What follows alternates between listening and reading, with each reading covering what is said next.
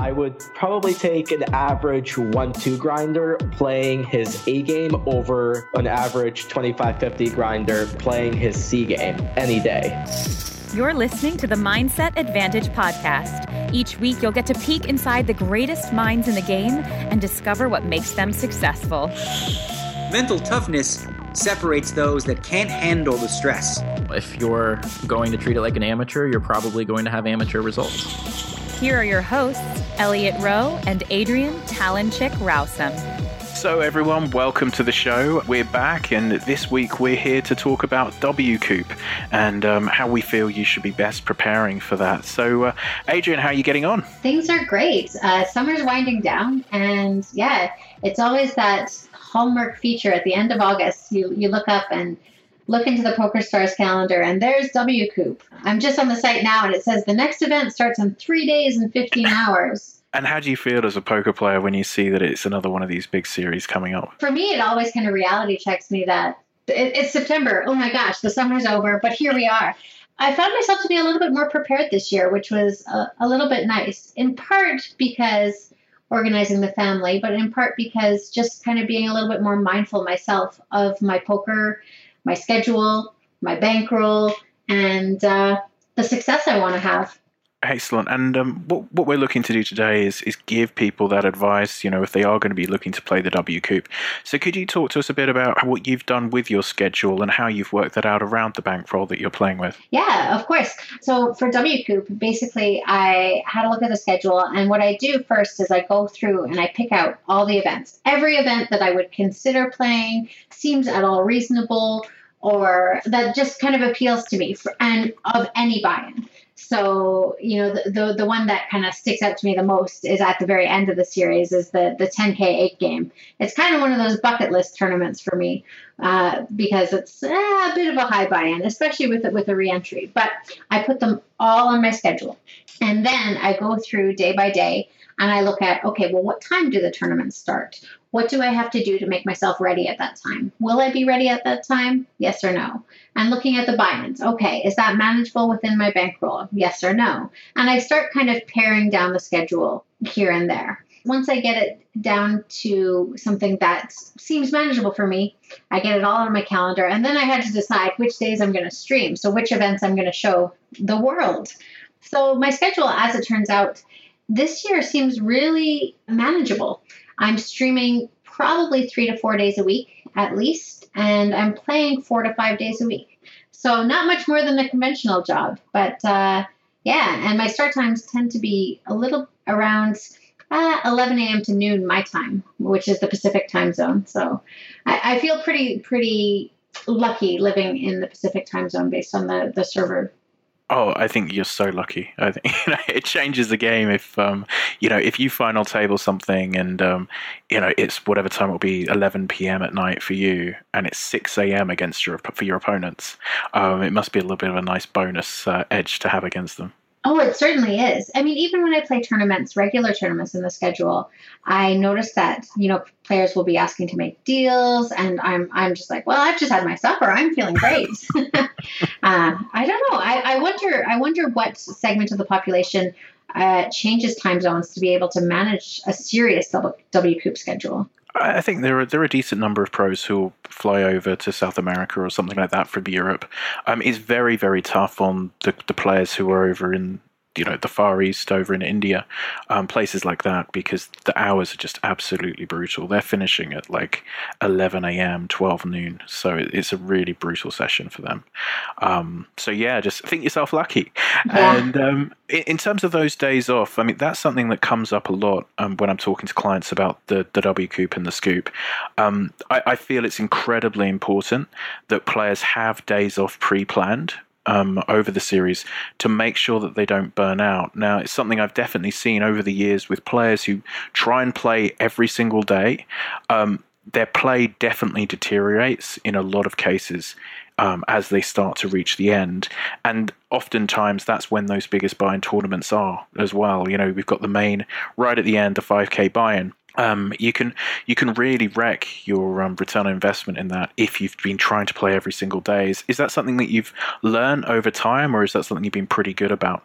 It definitely is something, and especially with streaming. I found during Scoop this year, during the Spring Championship of Online Poker, that I had a few 12-hour days of streaming, and by the time I had to start the next day, my brain was still not well rested. I was certainly knew that there was moments where I wasn't maybe playing my absolute optimal poker, and you have to take steps to counteract that. Do you notice with your clients, do they have lots of commonalities when we approach these types of seasons? Yeah, I mean, one of the things I'll push a lot with them, I mean, you guys have all heard me speak a lot about it on the show, is the diet and exercise leading up to these events and then during the events. You really need to be making sure you're eating as cleanly as possible. Exercise, we don't want a ton of exercise, but we want frequent exercise.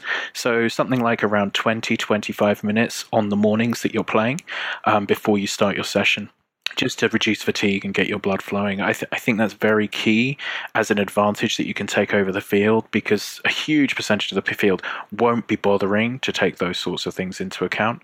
And when it does reach the 4 a.m., 5 a.m. if you're in Europe, it can be the difference between you final table or winning a tournament or, ending up just on the bubble. Getting the maximum amount of pain, the most time invested and the least return. Yeah, one of the great joys of Poker Series.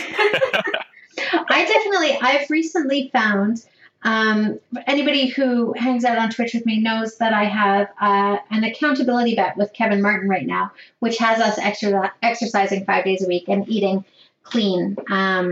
But one of the things that I found was it's pretty popular now, and it's called the 7 minute exercise.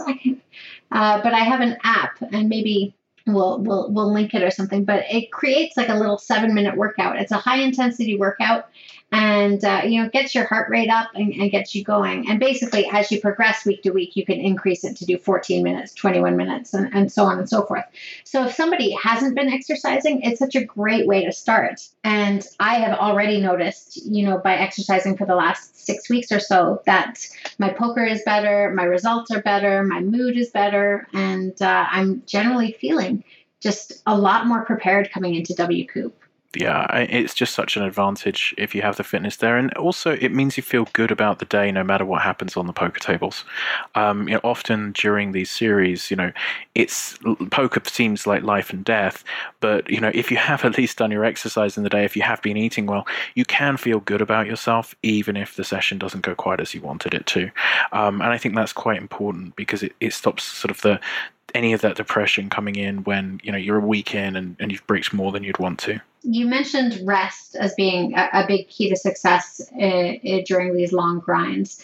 What sort of other things do you think are most important to be taking into consideration? Well, I think the biggest is actually the game selection versus your bankroll, and being sensible about the tournaments that you're entering, and really sort of how likely it is that you're a winner in those tournaments. WCOOP is a huge amount of temptation, and it's not just WCOOP. We also have the series on 888, on Party Poker, on Winamax. So there's a huge number of big blind tournaments that are available to everybody, and a lot of guys use this time of year as their time to take shots.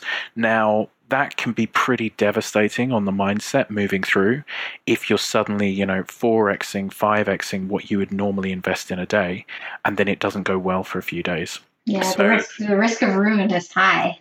Yeah, and I've seen it, unfortunately. In these series, a lot of guys, their year's profit will go in Scoop and WCOOP. Basically just by going from good bankroll management the rest of the year to very poor bankroll management over the series.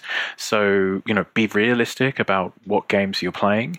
And also, if you do really want to play those tournaments, consider a selling action to your friends and reducing your risk, because it's people do win them, but most people don't win them. That's how the tournaments get so much money up top. So you want to reduce your risk and make sure that's not going to have a big impact on your mental game. Another thing is, as I say, those rest days are incredibly important to stop the burnout, and then preparation, goal setting before your events. So thinking about what are your mindset goals, what are your actual strategy goals for that session, and then playing through those sessions with those goals in mind. I would hope that, everyone listening to the podcast has some form of pre-game routine that they have in place now, be it listening to my MP3s or meditating or using the Prime Mind app or goal setting. But certainly over the WCOOP, those sorts of things become far more important, because typically there will be more money on the table. You will be more tired if you're a professional and you've been playing more days than usual. So the pre-game warm-up for the sessions becomes massively more important, especially as you get to the back end of the series. Yeah, I definitely find that, the first week of WCOOP, I'm really good about that. And I'm like, why don't I do this all year long?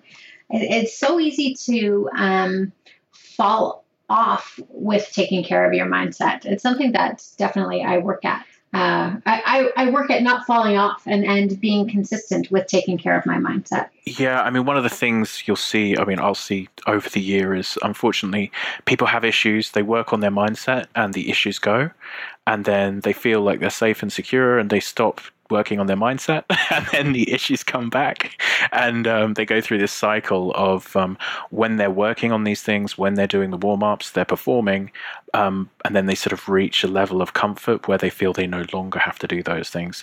So if that's striking a nerve with any of the listeners out there, please bear that in mind. And certainly as we're coming up to the festivals like this one, really just have your game plan in place. Make sure you stick to it. Don't give yourself any excuses.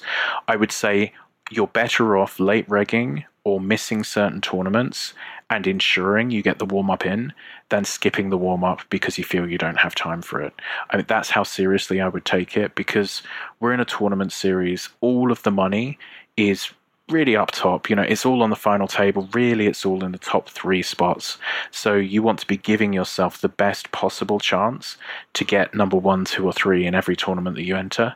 And you're really not doing that if you don't do this easy stuff that's variance-free, the exercise, the warm-up, that sort of thing. One of the things that I've always found during these series is, and you mentioned about bankroll management and all the rest, and it strikes a chord with me simply because for mixed game players, your coops are very much your time to shine. There's not really that many times of the year where you can enter a $55 stud high-low tournament and have a 5-figure first prize, maybe even 6-figure. I don't know. We'll see. 5-figure. Let's leave it at 5-figure. You really have to focus on playing your very best and achieving your very best results. But I do find that there's so much more emphasis placed on the WCOOPs as a mixed game player, because you can really make it or break it. And how does that make you feel as you do approach it, knowing that this is going to be the big 3 weeks, 2-3 weeks of your year? In some ways, it's nice because I know that I can dedicate 3 weeks of my life right now to being very, very poker centric. And work on eliminating other decisions in my life. Like, we have a meal plan. I probably will pick out a few items of clothing that I'll just wear over and over and over again, washing them, of course. But, just start eliminating other decisions in my life. I will make sure that I'll be minimizing my other distractions, be it social media and Facebook and Twitter and Instagram and even family for a little bit. I will set aside time and actually work to schedule them in. But, it's a bit nice. If I was just a Hold'em player, quote unquote, all year long, there's big Hold'em tournaments. Not quite as big during the coops, but they're still life-changing money. Yeah. But, it gives me just the impetus to be very, very focused during WCOOP as well. And also, when you get to the WCOOPs, does it bring in a lot of players who perhaps aren't as evolved in your games, if that's a nice word to use, in terms of the excitement that you mixed games players might feel? Yeah, sometimes I use the word ambitious, right? We see lots of ambitious play. Definitely. And that can sometimes be very, very tilting, because sometimes ambitious play wins. I think there was a situation where during the scoop where we had a few No Limit Hold'em players win the Scoop Championships and some of the mixed games where I think now we'll see. I think it was Connor Drennan. He had never played Pot Limit Omaha High Low Split before, and he registered and won it, which is terrific. Like, I love the publicity that gives. Like, No Limit Hold'em players, come give it a try. It's an easy game. But it's at the same time a little bit frustrating because for people who have dedicated their poker careers into mixed games, they see somebody having the success that they've so desired for so long, and they see somebody having success right out of the gate. And from your side, the reason for choosing the mixed games over No Limit, what sort of drives you to play those instead? You know what? My drive to play the mixed games stems entirely from when I was a purely recreational player. For me, I found that when I played Hold'em, I had to fold too many hands. And when I got to play Omaha High-Low Splits or play other games, I found that I could play a higher percentage of my hands. So I was less bored and could, be going after every pot and profitable too. So that's kind of where that stems from. And yeah, you can still go after every pot in No Limit. It's just you won't be profitable. That's the difference. We were talking about you earlier, Elliot, and I know you know the fundamentals of poker, but still classify yourself as a beginner. What would it take? What would it take to get you interested in trying a mixed game tournament? Yeah, I mean, I think definitely I would need someone to be talking me through the rules and making sure that I was well prepared before I gave it a go. I think that's the biggest sort of sticking point for someone who is like me. I'll go and play the smaller stakes when I'm in Vegas for fun, a small tournament, or I'll play 1-2. I'm certainly no great No Limit player.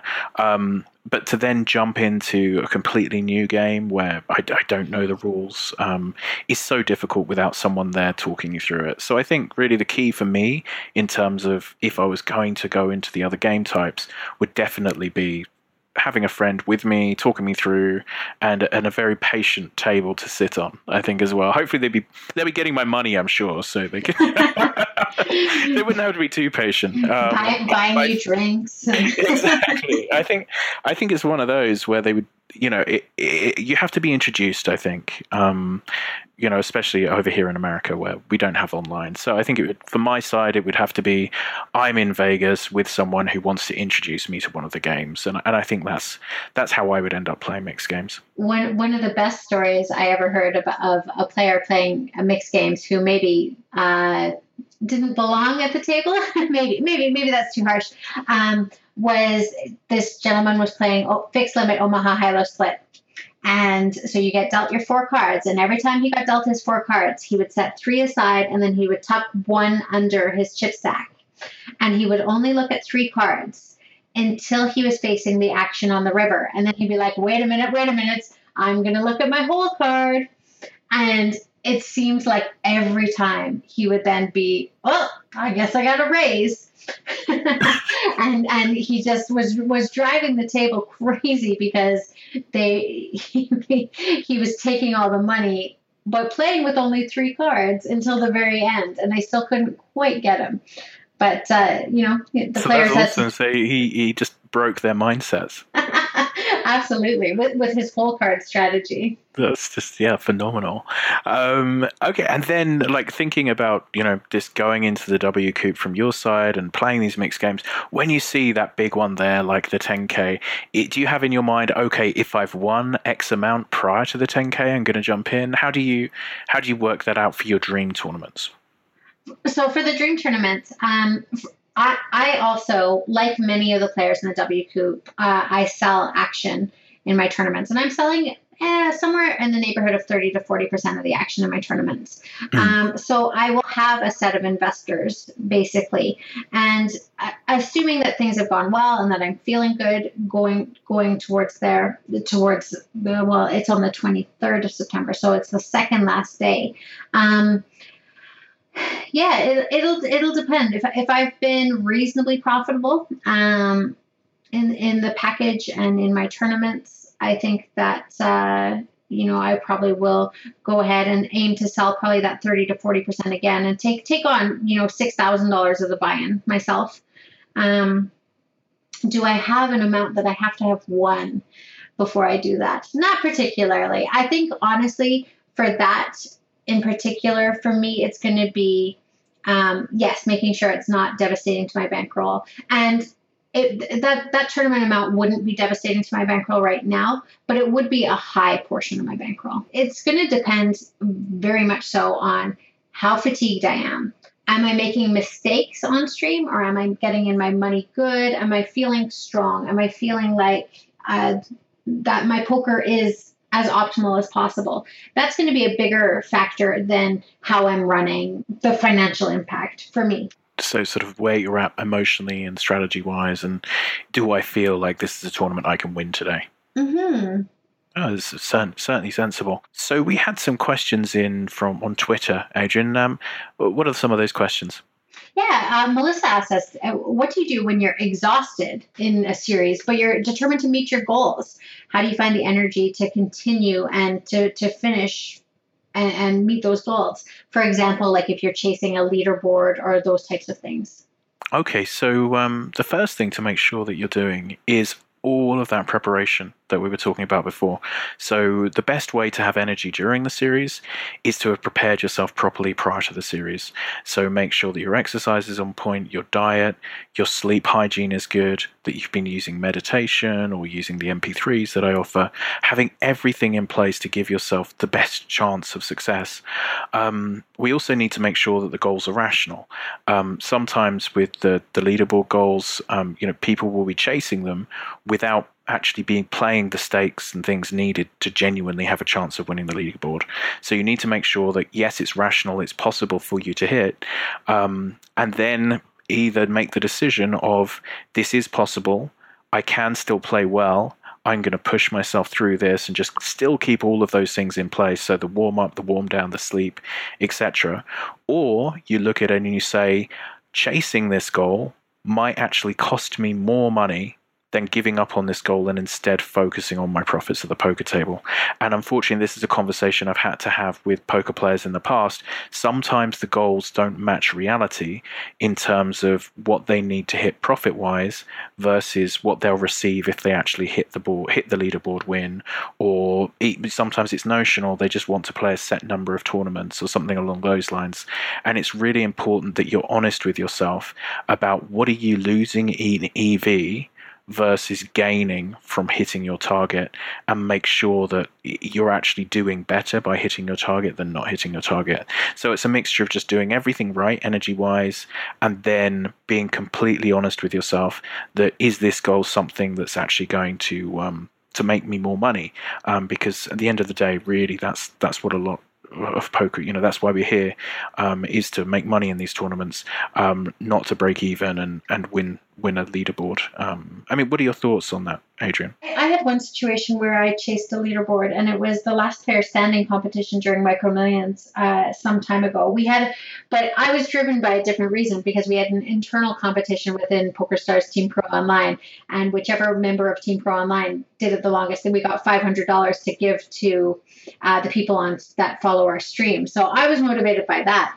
But I had to cash in a tournament every single day, basically, because my main competition was doing that as well. And, it definitely came up to the situation where me ending and making the leaderboard wasn't going to be profitable for me based on the tournaments I had to play and the volume I had to play.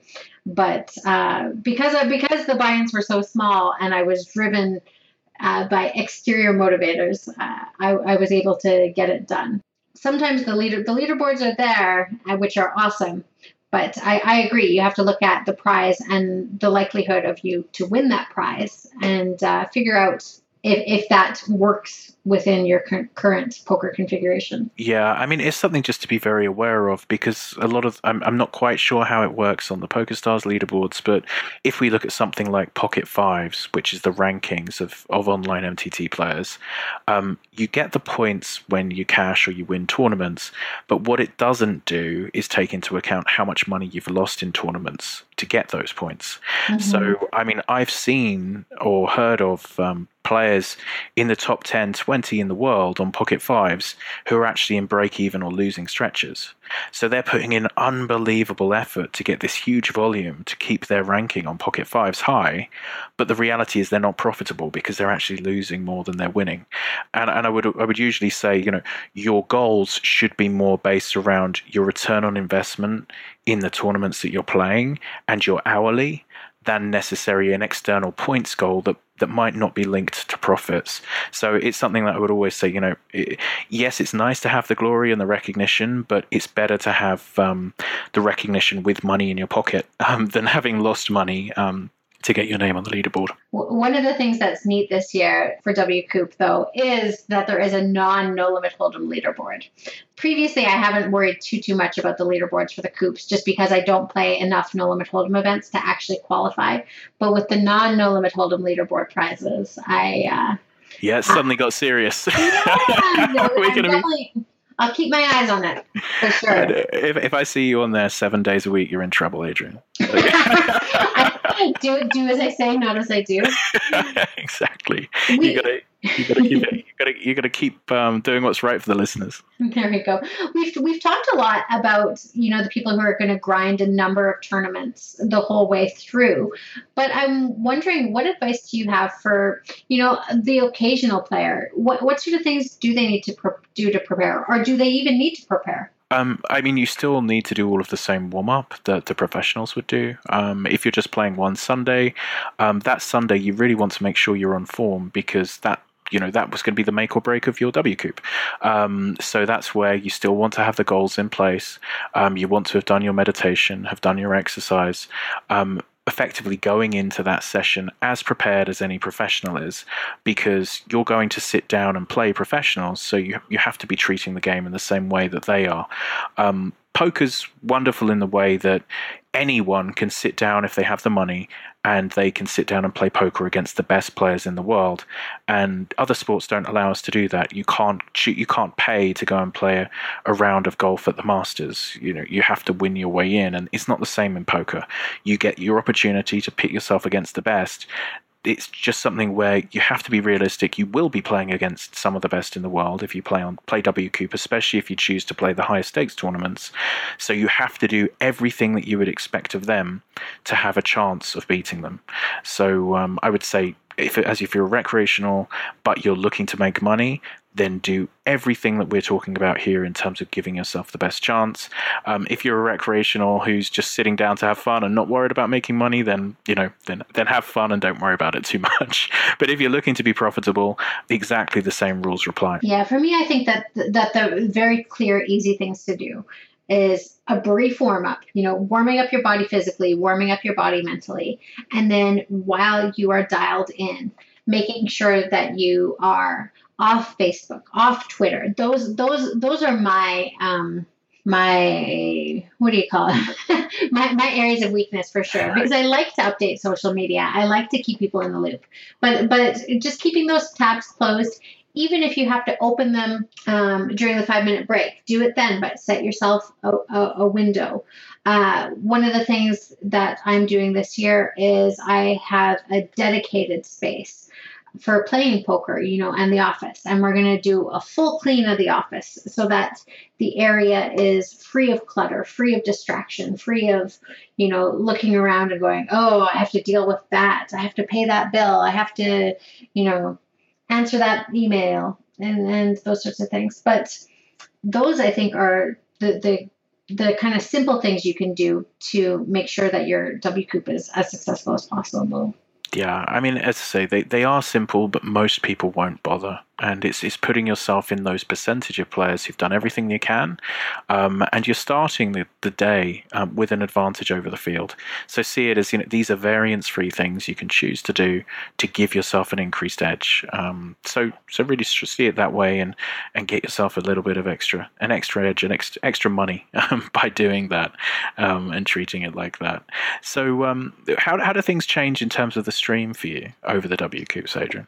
Well, during during the year, I have pretty set streaming days, but going forward for WCOOP, my days become very erratic. Just looking at, I do a Sunday, Tuesday, Wednesday, Thursday 1 week, and then Monday, Tuesday, Saturday. So it becomes a little bit more variable.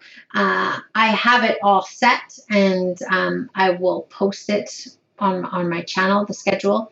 But so yeah, everything just becomes a little bit more erratic. But poker becomes kind of the number one thing in my life. Number one is probably a little bit too high, but number two, I can't put anything ahead of my family. I can't. Yeah. But it's up there. It's up there. But I know that my family is in excellent hands. So yeah, it's all good from that side. Yeah, and I mean, obviously, from my side, it gets pretty crazy over WCOOP with the clients and people final tabling things. So if any of you guys out there are going to be looking for sessions over the WCOOP, please let me know as early as possible, so you can book in and not be disappointed from that side, because yeah, these series, it always gets pretty crazy. So yeah, if you want a session, drop me a message and we'll try and get you booked in. And the other thing I wanted to touch on is, if somebody's listening to this and it's already midway through September, it's not too late.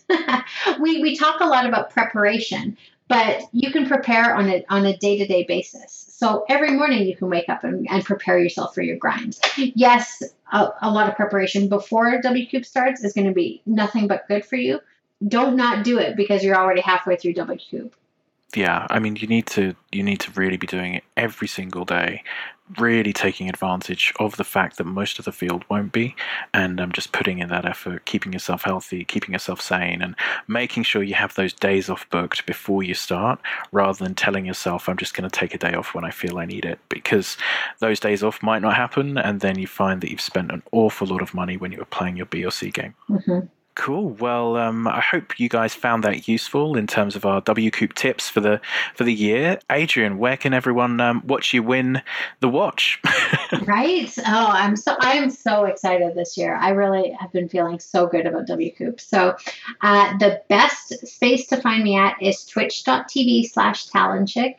But you can follow me on social media. I'm TalentChick on Instagram, TalentChick on Twitter, TalentChick on Facebook. So you can hit me up on any of those spots. If you have any questions, shoot me a message. But the most interactive and the most fun is definitely Twitch. So check out Adrian's Twitch, and on my side, pokermindcoach.com. And if you're interested in sort of the webinars we run and the training academy, check out pokermindcoachacademy.com. It has all of the information as to how to get into those webinars with the more detailed information on how to improve your mindset at the table. We are going to be closing the doors for a while to the academy until next year. So yeah, go and check that out soon if it's something that you're interested in. Great. Well, we shall talk to you soon. Have a great WCOOP and message us about all of the wins.